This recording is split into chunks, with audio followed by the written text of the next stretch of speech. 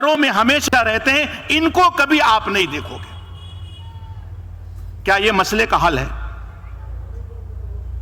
کیا شریعت ہماری خاموش ہے ایسے موقع پر کہ رسول اللہ صلی اللہ علیہ وسلم کو گالیاں دینے والوں کے ساتھ یہی ہونا چاہیے کہ آپ سڑکوں پر اترے، لاٹھی کھائیں اور پھر اپنے گھروں میں جائیں، اور آپ کی حالت یہ ہو کہ پھرتے ہیں میر خار، کوئی پوچھتا نہیں؟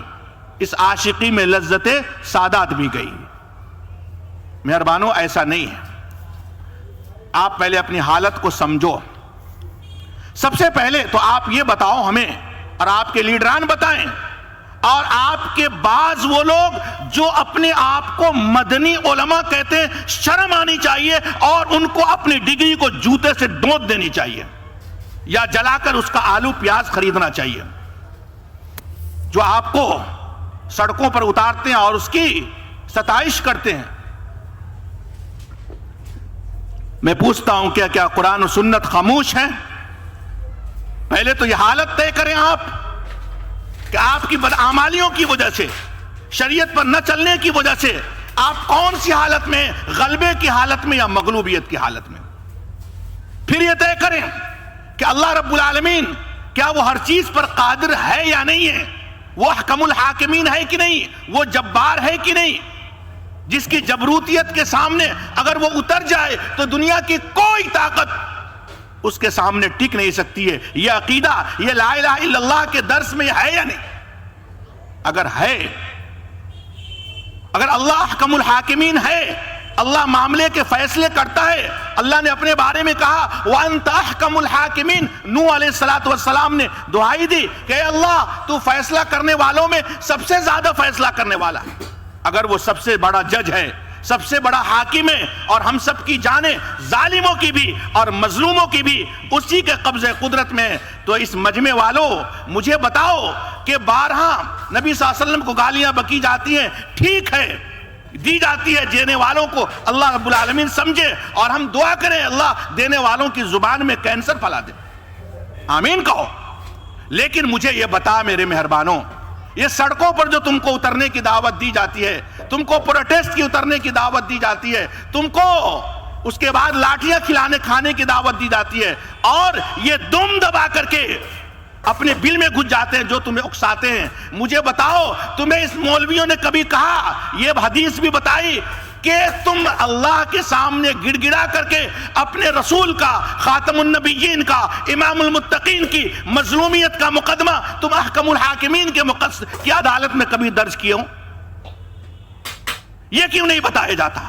خود جناب محمد رسول اللہ صلی اللہ علیہ وسلم صاحب معاملہ، مکے میں گالیاں بکی گئی، آپ کمزوری کی حالت میں تھے، آپ کے اصحاب کمزوری کی حالت میں تھے، آپ نے یہ نہیں کہا، کسی صحابی کو یہ نہیں اکسایا کہ ابے میری رسالت کو نہیں ماننا ہے مت مان، میری نبوت کو نہیں ماننا ہے مت مان، لیکن تو مجھے گالیاں کیوں دے گا؟ میں بھی عبد المطلب کا پوتا، میں بھی آمنہ کا بیٹا، میں بھی عبداللہ کا بیٹا، میں بھی ابو طالب کا بھتیجا، تو گالیاں کون ہوتا ہے دینے والا؟ جیسا کہ ہمارے یہاں ماحول بنایا جاتا ہے کہ مت ماننا ہے مت مان، نہیں ماننا ہے نہیں مان، لیکن گالی تو کون دے گا؟ تیرا دین اپنی جگہ، میرا دین اپنی جگہ، یہ نعرے صحیح نہیں ہیں، یہ زمانے قدیم سے ہوتا چلا جا رہا ہے، یہ ہوگا، کرنا کیا ہے؟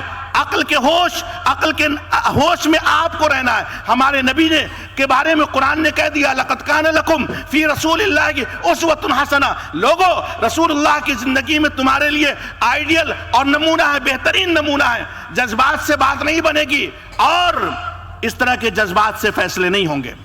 اللہ کے رسول صلی اللہ علیہ وسلم کو گالیاں دی گئی، بہت آپ لوگوں کو جوش آتا ہے، لیکن میں یہ پوچھتا ہوں یہ جوش کس کے سامنے، کس مالک کے سامنے؟ کیا اس مالک کے سامنے نہیں ابلنی چاہیے جو احکم الحاکمین ہے، جو جبار ہے، جو منتقم ہے؟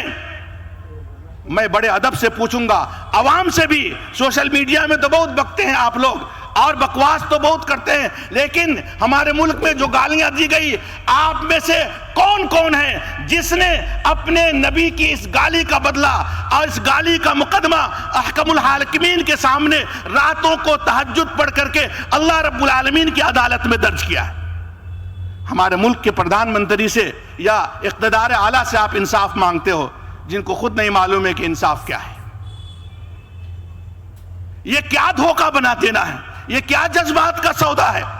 مسلمانوں، اللہ وہی ہے، اس کی قدرت وہی ہے، وہی پاور ہے۔ تمہارے ساتھ جب یہ معاملہ ہو تم سڑکوں پہ نہ جاؤ ان سیاسی پنڈت کے کہنے پر، تم پروٹیسٹ میں مت جاؤ ملک کے قانون کا سہارا اور اس کو دکھا کر کے نہیں، بلکہ تم اپنی مظلومیت کا رونا رب العالمین کے سامنے رو، جیسے محمد الرسول اللہ صلی اللہ علیہ وسلم نے کہا اللہم سلط علیہ کلبا من کلابک، اے اللہ تو اب اس نے مجھے گالی بکی ہے نا، اپنے کتوں میں سے کسی کتے کو مسلط کر دے۔ ہم بھی یہ بددعا کریں اور سب آمین کریں، اے اللہ جو بھی دنیا میں کوئی بھی ہمارے نبی کے آبرو پر حملہ کرتا ہے، اے اللہ اللہم سلط علیہم کلبا من کلابک، اے اللہ اپنے کتوں میں سے کسی کتے کو ان پر مسلط کر دے۔ ہمیں سڑک